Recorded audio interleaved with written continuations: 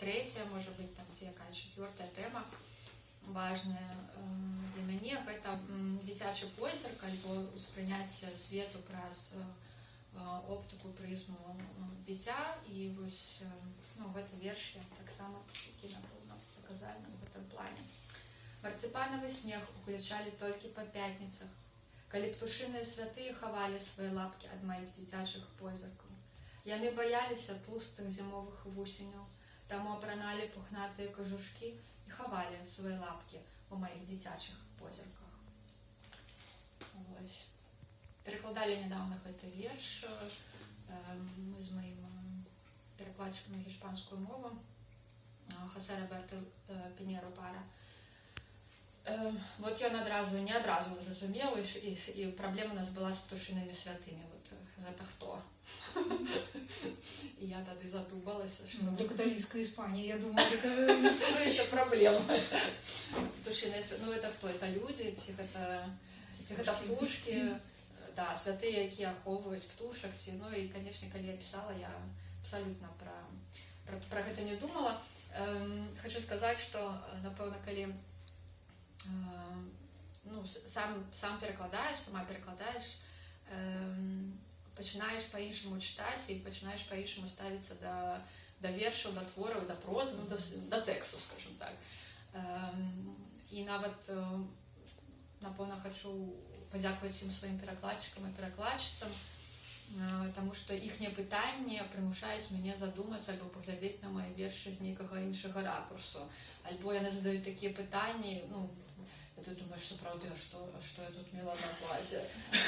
Дарэчы, у цябе быў вопыт такі перакладу, вось калі ты з аўтарам як перакладчык неяк стасавалася? Что я як перакладала? Да. На другім баку барыкадкі была? Была, і вельмі ўдзячная таксама Ульяна Вольф, это сучасная немецкая паэтка. Я калі перакладала, вось я таксама вельмі такі вершы, калі чытаеш, падабаецца, але калі пачынаеш перакладаць, трэба больш ведаць пра верш. І я вельмі ўдзячна за тое, што яна мне распавядала гісторыю, які стаіць за гэтым вершам. Я ўзяла гэта для сябе таксама як такую практыку. І гэта спрацоўвае, сапраўды, калі перакладчыку тлумачыць перакладчыцы, як гэты верш быў напісаны, альбо якая гісторыя стаіць за гэтым вершам, альбо што ты хацела там перадаць. Это самае складанае пытанне, але просто кантэкстам, да. Самае цікавае, што Ульяна Вольф сама перакладчык, яна перакладала мае вершы, таксама мне задавала пытанні. Таму гэта вельмі насамрэч істотна, гэта прачытанне вельмі глыбокае тэкстам заўсёды. Калі людзі чытаюць, вось такі ланцужок атрымліваецца, гэта вельмі цікава. І часам без такіх тлумачэнняў.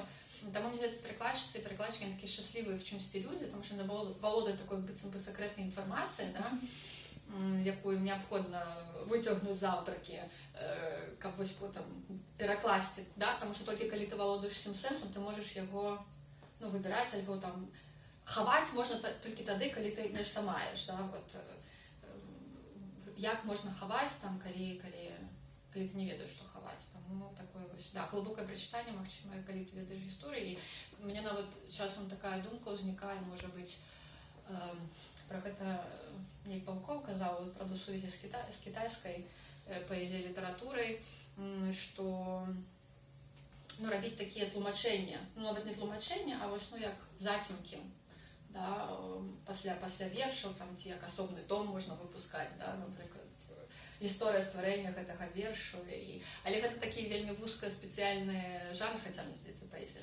Гэта вельмі цікава, і калі б хто-небудзь такую кніжку просто ўзяўся і зрабіў, каб гэта ўсё захавалася.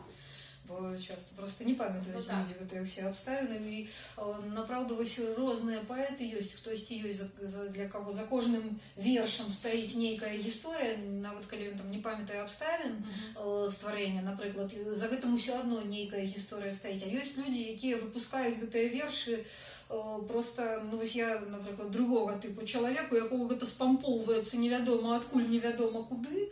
І калі вось усе гэтыя абставіны, яны насамрэч там па-рознаму бывае, але сапраўды, калі маеш прадукт, разумееш, што, у прынцыпе, ён цікавы, што можна ім падзяліцца, А нешта потым сказаць цяжка. І вось я думаю, што гэта цікавы вельмі, насамрэч, потым чытачы ж розныя.